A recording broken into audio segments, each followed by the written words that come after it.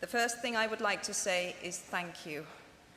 Not only has Harvard given me an extraordinary honor, but the weeks of fear and nausea I have endured at the thought of giving this commencement address have made me lose weight.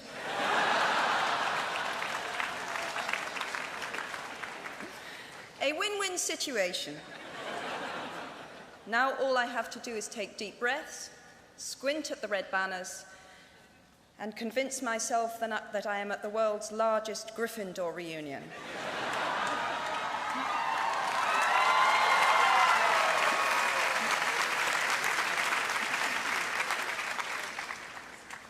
Delivering a commencement address is a great responsibility, or so I thought, until I cast my mind back to my own graduation. The commencement speaker that day was the distinguished British philosopher, Baroness Mary Warnock. Reflecting on her speech has helped me enormously in writing this one, because it turns out that I can't remember a single word she said.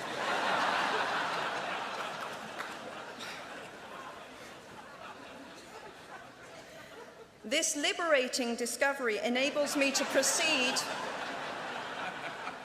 without any fear that I might inadvertently influence you to abandon promising careers in business, the law, or politics for the giddy delights of becoming a gay wizard.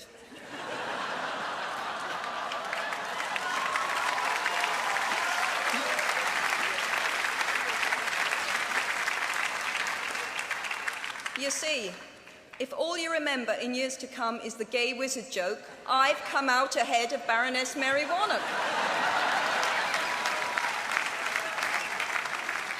Achievable goals, the first step to self-improvement. Actually, I have racked my mind and heart for what I ought to say to you today. I have asked myself what I wish I had known at my own graduation, and what important lessons I have learned in the 21 years that have expired between that day and this. I have come up with two answers. On this wonderful day when we are gathered together to celebrate your academic success, I have decided to talk to you about the benefits of failure. And as you stand on the threshold of what is sometimes called real life, I want to extol the crucial importance of imagination. These may seem quixotic or paradoxical choices, but bear with me. Looking back at the 21-year-old that I was at graduation is a slightly uncomfortable experience for the 42-year-old that she has become. Half my lifetime ago, I was striking an uneasy balance between the ambition I had for myself and what those closest to me expected of me. I was convinced that the only thing I wanted to do, ever, was write novels. However, my parents, both of whom came from impoverished backgrounds and neither of whom had been to college, took the view that my overactive imagination was an amusing personal quirk that would never pay a mortgage or secure a pension.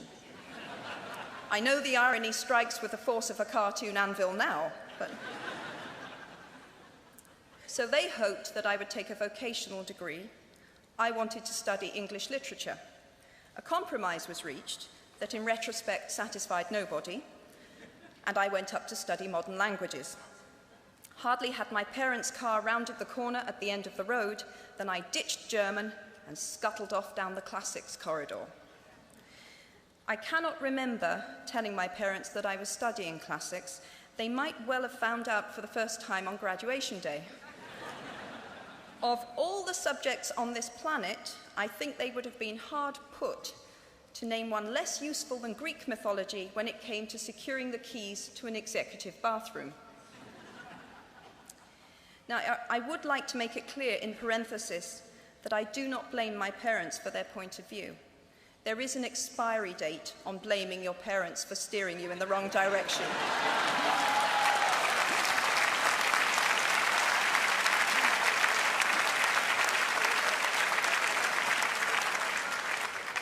The moment you are old enough to take the wheel, responsibility lies with you. What is more, I cannot criticize my parents for hoping that I would never experience poverty. They had been poor themselves, and I have since been poor, and I quite agree with them that it is not an ennobling experience. Poverty entails fear and stress, and sometimes depression. It means 1,000 petty humiliations and hardships. Climbing out of poverty by your own efforts, that is something on which to pride yourself, but poverty itself is romanticized only by fools. What I feared most for myself at your age was not poverty, but failure. At your age, in spite of a distinct lack of motivation at university, where I had spent far too long in the coffee bar writing stories and far too little time at lectures, I had a knack for passing examinations, and that, for years, had been the measure of success in my life and that of my peers. Now, I am not dull enough to suppose that because you are young, gifted, and well-educated, you have never known heartbreak, hardship, or heartache. Talent and intelligence never yet inoculated anyone against the caprice of the fates, and I do not for a moment suppose that everyone here has enjoyed an existence of unruffled privilege and contentment. However, the fact that you are graduating from Harvard suggests that you are not very well acquainted with failure. You might be driven by a fear of failure quite as much as a desire for success. Indeed, your conception of failure might not be too far removed from the average person's idea of success. So high have you already flown. Ultimately, we all have to decide for ourselves what constitutes failure. But the world is quite eager to give you a set of criteria if you let it. So I think it fair to say that by any conventional measure, a mere 7 years after my graduation day, I had failed on an epic scale. An exceptionally short-lived marriage had imploded, and I was jobless, a lone parent, and as poor as it is possible to be in modern Britain without being homeless. The fears that my parents had had for me and that I had had for myself had both come to pass. And by every usual standard, I was the biggest failure I knew. Now, I'm not going to stand here and tell you that failure is fun. That period of my life was a dark one, and I had no idea that there was going to be what the press has since represented as a kind of fairy tale resolution. I had no idea then how far the tunnel extended, and for a long time, any light at the end of it was a hope rather than a reality.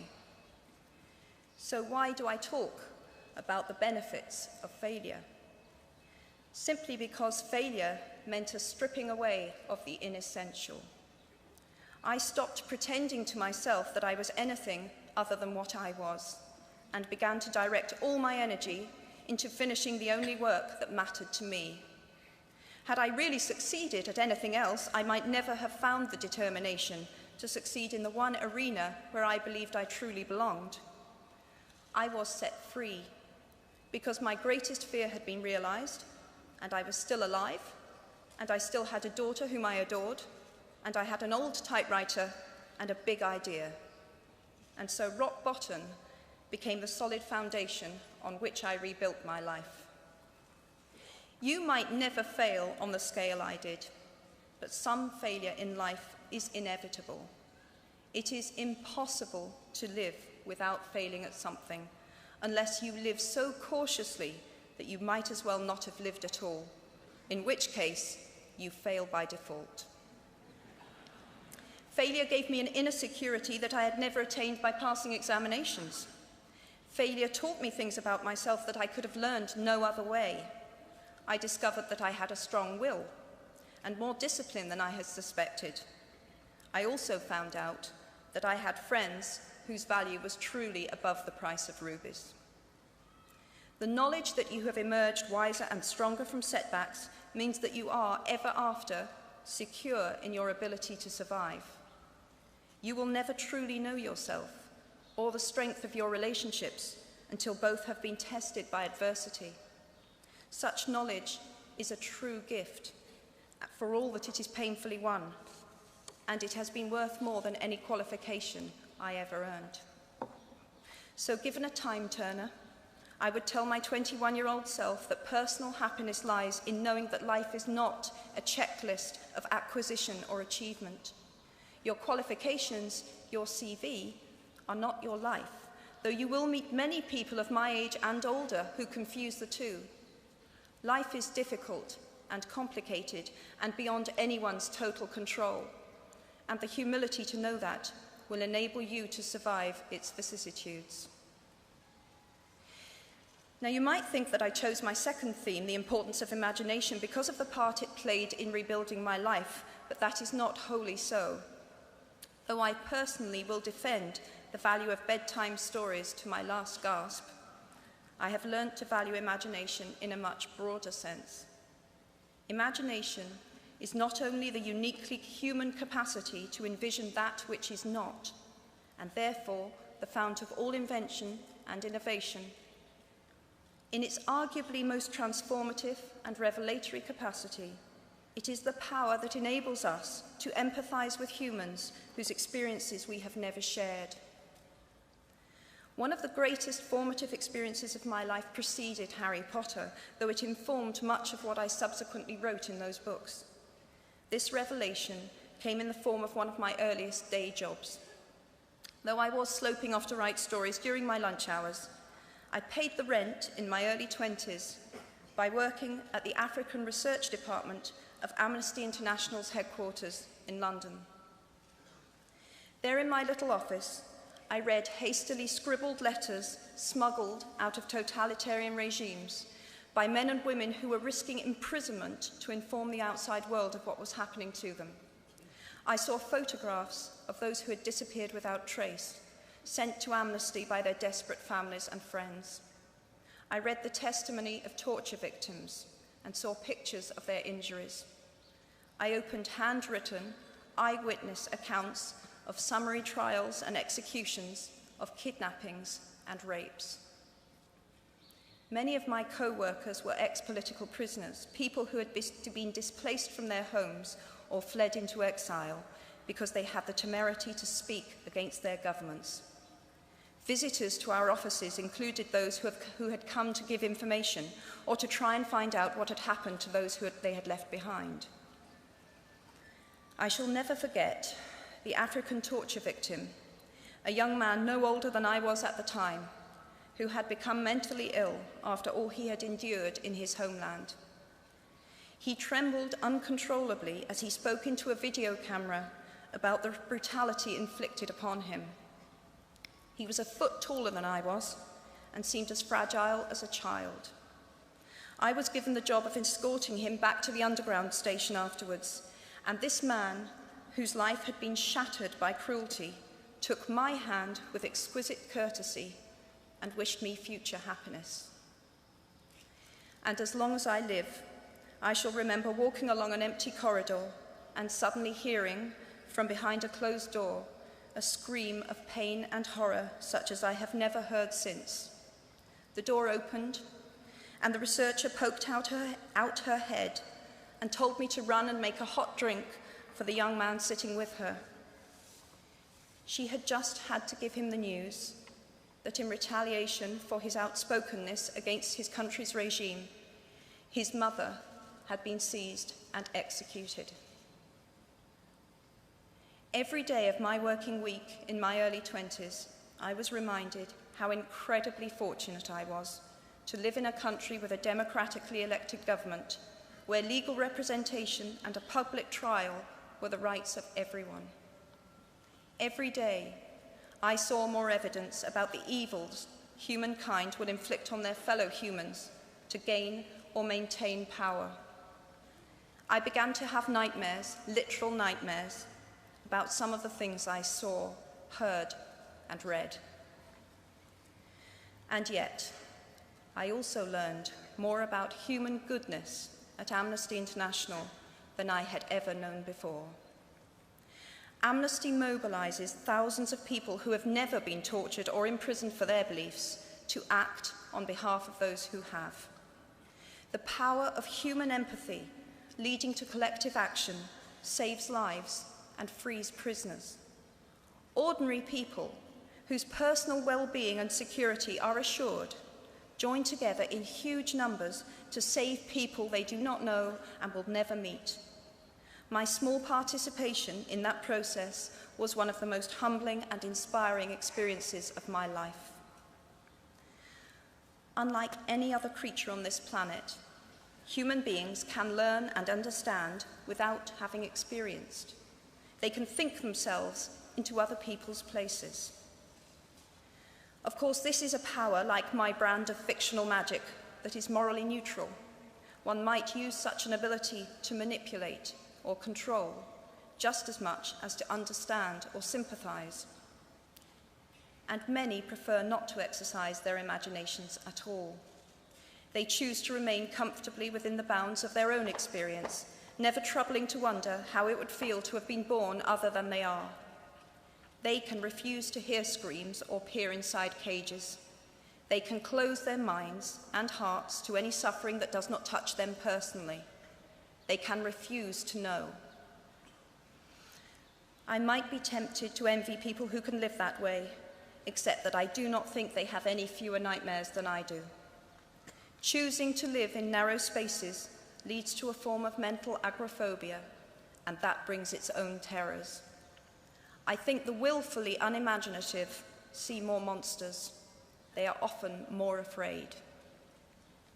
What is more, those who choose not to empathize enable real monsters, for without ever committing an act of outright evil ourselves, we collude with it through our own apathy. One of the many things I learned at the end of that classics corridor down which I ventured at the age of 18 in search of something I could not then define was this, written by the Greek author Plutarch: "What we achieve inwardly will change outer reality." That is an astonishing statement, and yet proven 1,000 times every day of our lives. It expresses in part our inescapable connection with the outside world, the fact that we touch other people's lives simply by existing. But how much more are you, Harvard graduates of 2008, likely to touch other people's lives? Your intelligence, your capacity for hard work, the education you have earned and received, give you unique status and unique responsibilities. Even your nationality sets you apart. The great majority of you belong to the world's only remaining superpower. The way you vote, the way you live, the way you protest, the pressure you bring to bear on your government has an impact way beyond your borders. That is your privilege and your burden.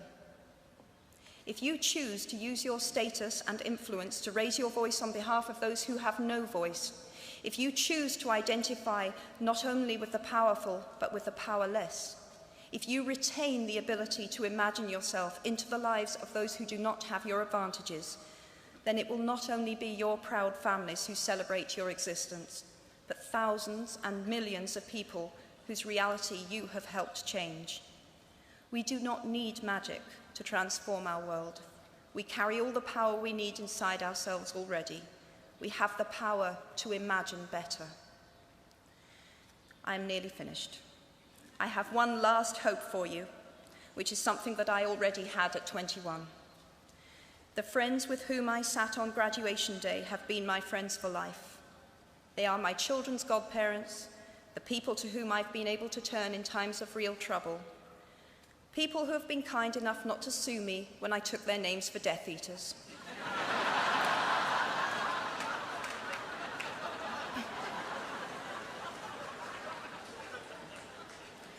At our graduation, we were bound by enormous affection, by our shared experience of a time that could never come again, and of course, by the knowledge that we held certain photographic evidence that would be exceptionally valuable if any of us ran for Prime Minister. So today, I wish you nothing better than similar friendships. And tomorrow, I hope that even if you remember not a single word of mine, you remember those of Seneca, another of those old Romans I met when I fled down the classics corridor in retreat from career ladders in search of ancient wisdom. As is a tale, so is life. Not how long it is, but how good it is what matters. I wish you all very good lives. Thank you very much.